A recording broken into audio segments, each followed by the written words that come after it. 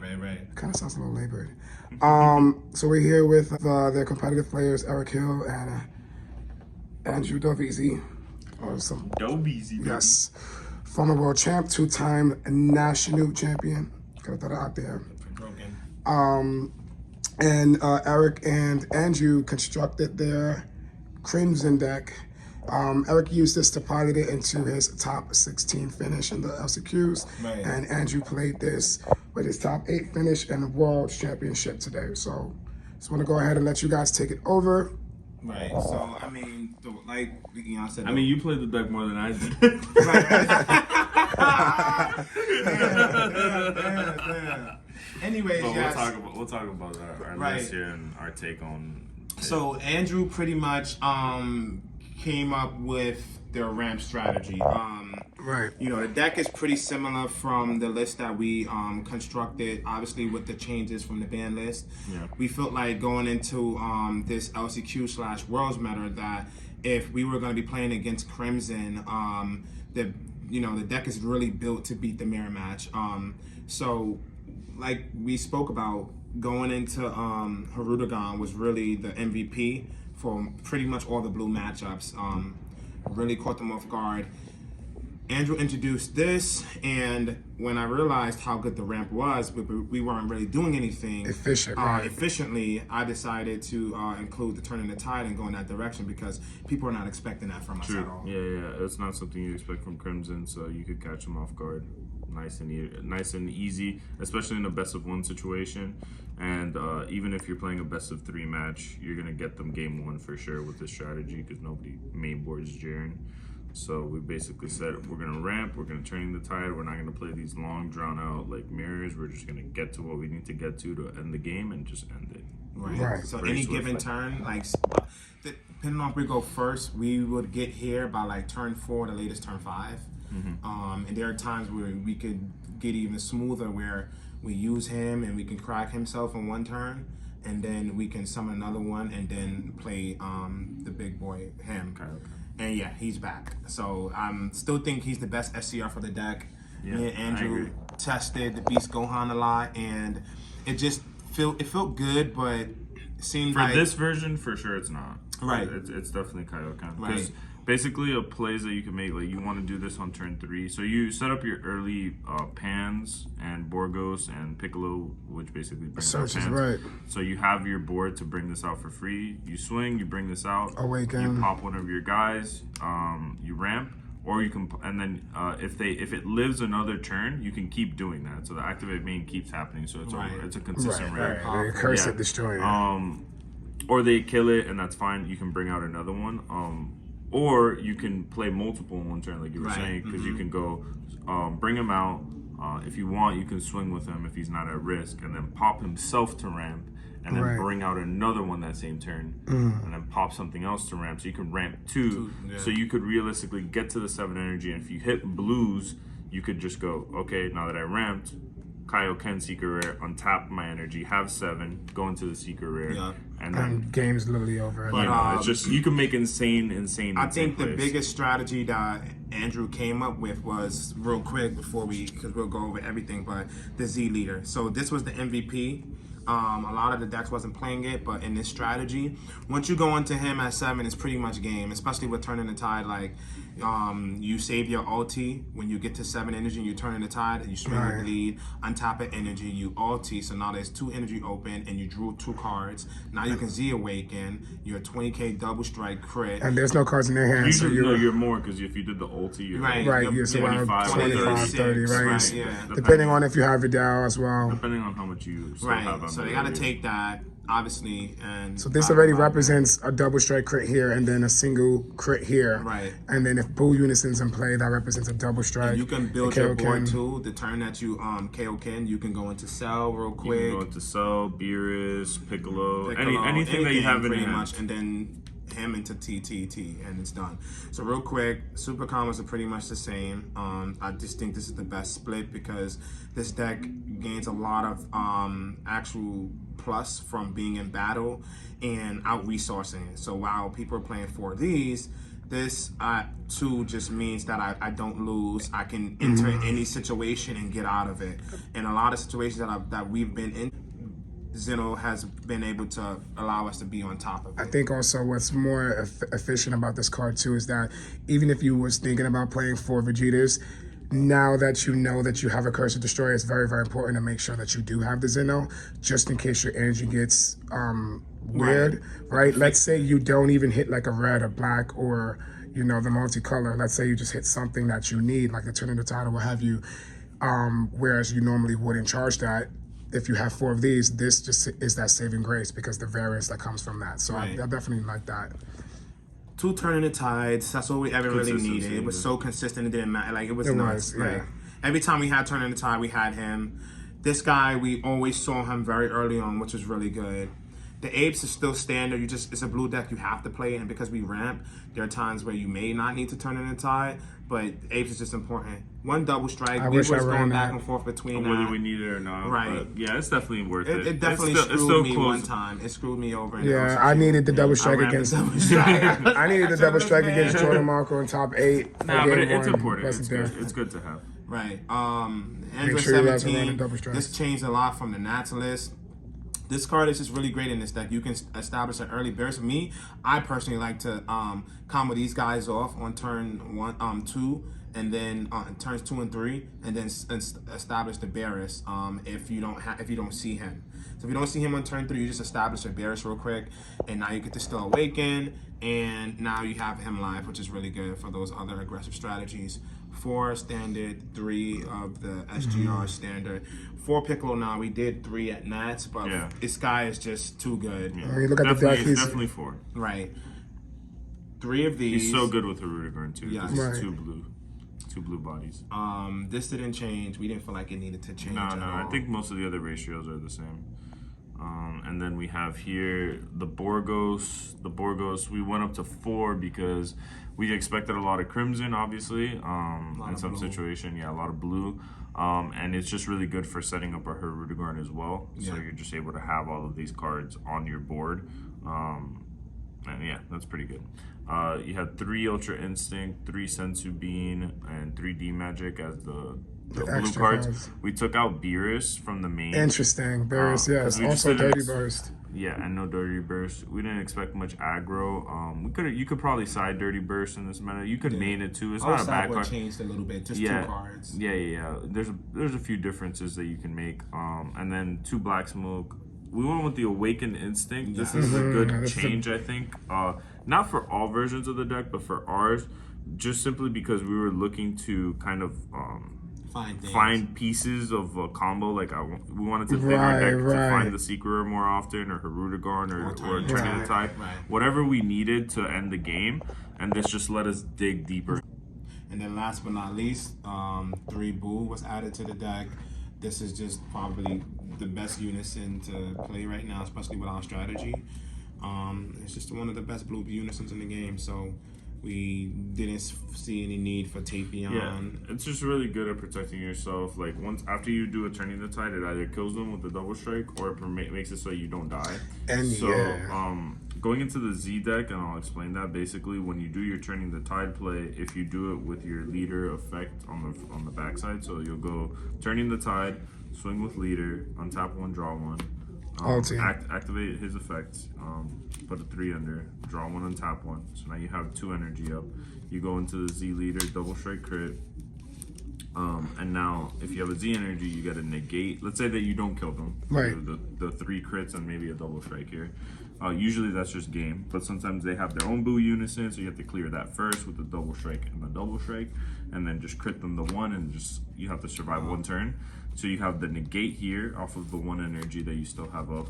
You have a negate and a block, or basically two here, right? You have you block do. and the pacifies 2 attacks. Yeah, so you basically have 3 attacks that they can't hit you with. They're at 0 cards in hand, except their draw for turn, and you're a 20k leader. So it's just really hard for them to kill you, and you drew 3 cards after the Turning the Tide, so you're not even without a hand. Right. So it's super, super strong.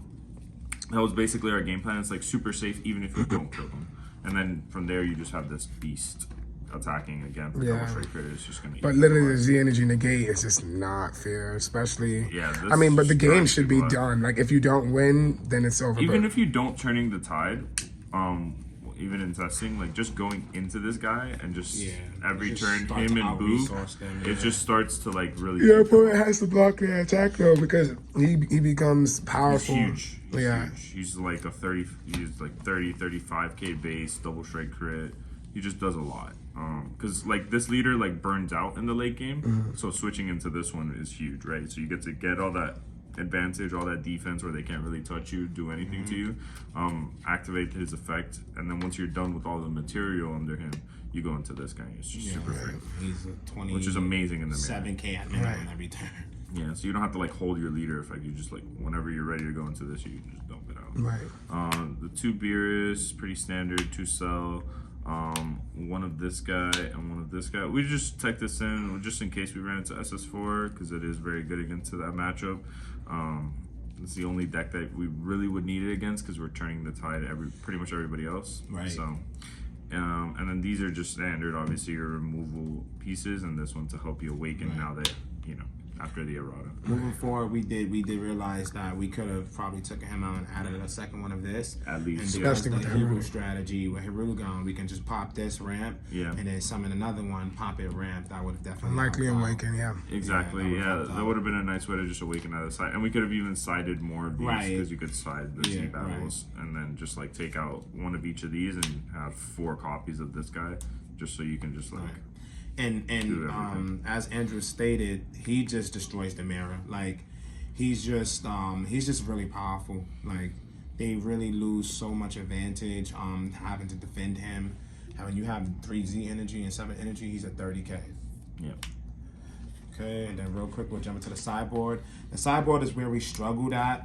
We were just trying to be prepared for majority of the threats that we can deal with. And largely, I think the sideboard there was a duality between dealing with, obviously, because you both constructed this list, so dealing with the necessities of world format while still dealing with the variance of the LCQ format. And I think that's kind of, where likely that strain came from. Yeah, just because like you were forced to play the same. It was a weird format because like you had to play the best of one deck, and then you also had to play that deck for the Worlds if you did qualify. Right. So you had to kind of like construct your deck as a best of 3 deck, but also be playable for the best of one pre-side, which is like pre-side. So that was challenging. That was a tough thing.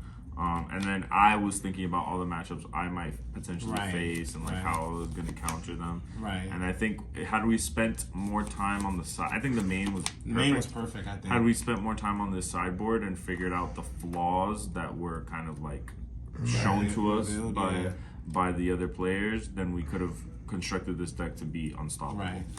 So first we'll go into this. Andrew's tech. Yeah, so he that's my favorite card. I love this card. It feels good to play it, I'm not gonna lie. It's the OG. Yeah. Still a very beautiful card, Force Deadly Poison. Basically it's a bloodlust, Blue can play it, and energy is something that we have. So having 3 energy open is not a problem, especially at the cost of stopping Beerus. This is mainly for Beerus out order, nothing else. This could come in handy in certain other matchups. It's a little costly, but because we want to be at 3 anyways, we will always be able to untap that energy. But this was mainly for SS4 Vegeta. Card's gotta go. Right, and the logic behind that is that SS4 was so strong. Right. You just and the Whis and stuff like that. It just stops all their big bombs that beat you. Right, and you could have stopped the small ramp plays, but I think the logic behind this one is that because you're ramping as well, if you get a perfectly placed Frost on a Beerus, then you can incorporate your strategy because you're already up there as well. So once you tap this, they tapped out, they took that risk, it's done. And now on the crackback, it's your go. You can do your 7 energy play or your ramp and say, hey, unfortunately, you just tapped 6. Yeah. And if Bull's only gonna put you 1, which means you can't dirty burst me. Now you're vulnerable, turning the tie, game's over. Exactly. Right. Apes, hand in hand. This is for hand destruction, but also it worked in tangent with Force Deadly Poison because the concept was if we play Beerus and we see an ape before it's time, like before so, and we can't see another Force Deadly Poison, the idea was to just charge this to make this live, and we can always pick this back up with Beerus, which was really with the Beerus super combo. Sadly enough, in my LCQ round 1, I played Beerus, and I actually, we're not gonna talk about mine. I'll use Andrew's matchup. Sadly enough, he didn't see the combination of either two. I saw the poison, but not the he yellow. didn't see that, right? So at that point, he would have just charged the yellow and said, "Yeah, try me." And I think this is also had I seen the yellow, I would have won that game. Yes. right. And then this, even if you don't have the Beerus, right, this is still good because on the turn that you want to turn the tide, you can use 6 out of the 7 energy, and then use your Secret Raider on top of 6, and then this can be tapped as the floating energy for the turn of the tide, because he's only 3 specific thing. So that still works. So that way you can still turn the tide through the Beerus matchup. One thing that we didn't mention during the deck profile is, even though Hirudegarn ramps any random energy, so long as he even if he ramps like this, right, which would be perfect in that match. But if he ramps a red card, you can still turn in the tide, because turn in the tide is only 3 energy. So in the turn that you're utilizing your energy, you just spend everything but the energy that you know you can't untap, and then you'll still be able to go into him, which was largely the strategy. Next was the 2 baby unison. I love this attack. Basically, we had this. Andrew mentioned this, and this was actually a good idea. We -5 on a turn that we want to turn in the tide for people who side you're in, and we auto win with the baby counter. So because we're losing our hand, we can summon this for 2. For 5, and then we can untap all our energy, summon this guy, turn in a tide, and then when you're in, because we're about to lose our hand anyways, we just pitch 2. And we counter, and now we have 30. It's a pretty simple combo. We just go -5 on this, activate it, right? So just play it for 5, -5 it. Now your baby Avenger in the hand is free. You go for Kaioken. If they want to counter that, you go, all right, monkey, whatever. Like as soon as they spend their energy on a counter, you just counter. Right, it. and because you're gonna turning the tide though. Right, so and then whether it's Jiren or Dirty Burst or whatever, you just go turn. Right, you just and then what's so important about monkey on this is because essentially, largely when you turn in the tide, you have the draw from the Boo Unison as well as the double strike of representation to close out the game. So with this, he gives your lead a double strike. So even if you're not at 3 life, you still represent another double strike swing in the form of your lead swing, as well as a triple strike. You replaced your Unison with a triple strike, and the draw that you lost on Baby Unison after the turn in the tide, you resolve turning the tide first. His auto shuffle everything back, and then you resolve the Baby Ape. Counter, his auto draws a card and places the card to the bottom. So now you still go +1 after the turn, the turn in the tide. So you resolve turn in the tide first, so that way you still net the card in your hand, and you just place double strike on your leader and a triple strike body on board. Yeah. Next, 3 realms. This is something that me and Andrew were kind of going back and forth with. I advocated for it because I just still wanted to be the regular Crimson deck somehow, still having some type of part of it. This allows us to just be in battle and to not worry. We have energy, we have untapped capabilities, so we can pretty much out combo anything as long as we keeping our hand up. And so I just feel like this was important. So this was pretty much in lieu of Hirudegarn. Yeah, the cool thing about the version of the deck is that realistically, the cards that we included in the main to facilitate doing the ramp strategy is just 3 Hirudegarn. For the most part, just 3 Hirudegarn and 2 turning the tide. So you just sideboard those 5 cards out, and you're just regular Crimson again with Kaioken Seeker. So we just wanted to have something lower to the ground in case we played against aggro. We could just take out those cards and go into a more just low to the ground control strategy. Outvalue resource, value. Basic Crimson. Also, in the best of 3, people, you might beat them with turning the tide, and they might just start siding all this stuff in. And if the matchup doesn't require us to turn in the tide, we can just be a regular, you just change your Crimson deck and smoke them out. The last 3 cards real quick, an extra Black Smoke. This was just for Gamma and other decks that thrived on 2-drop unisons or certain barrier cards. An extra UI. This is just for when we were going to be aggressive. We recite all the other stuff out, put this in. And then last but not least, Jiren. This is for other blue decks that was employing the same strategy. Yeah, I think this is a pretty good lineup. I think going forward we would change some amount of Self Awakeners have to exist in the side, and maybe this is too heavy at that point. Right.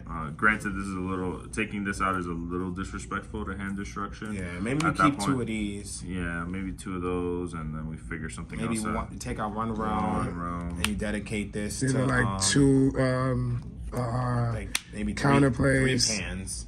Yeah. No, you don't probably only need 2 pans. You would probably do like the 3 counter plays to do. I think I would barrages probably also early. cut one of these. Yeah, you I only just really do the one of, you know, just because like sure, like if it's too risky to turning the tide, you don't really need to. Right. You could just ramp and win, but if you have this, you have it. Or we can substitute 1 boo for one of these also Right, in so the like main, desperate to measure. make some room. Right, so you can side so that it. way we could play here probably like keep the 2 monkeys, and then here some amount of desperate measures and Self Awakeners. Insurmountable, the extra the black zero Right, they card. can be a mixture of unsurmountable, which is probably better in the list. Yeah. Pan or what have you. But yeah, so Yeah, these 6, I'm sorry, it would be 3 of each, right? 3 desperate measures, 3 Self Awakeners that we find are consistent enough to get us there. Right. We don't need to see too many, probably just 1 or 2 because we have Vegeta already. Maybe 2 pan and then 1 insurmountable. Something like that. All right, so overall, you guys are really confident, both Eric and the LCQ, as well as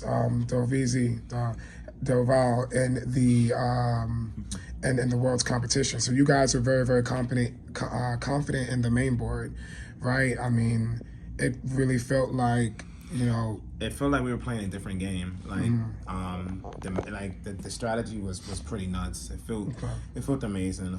It definitely was our sideboard. so you guys definitely felt that if the sideboard was a little bit more efficient, that you guys would have not dealt with the challenges that you dealt with in the match. Easily. Yeah. 100%. I think that was all that was missing.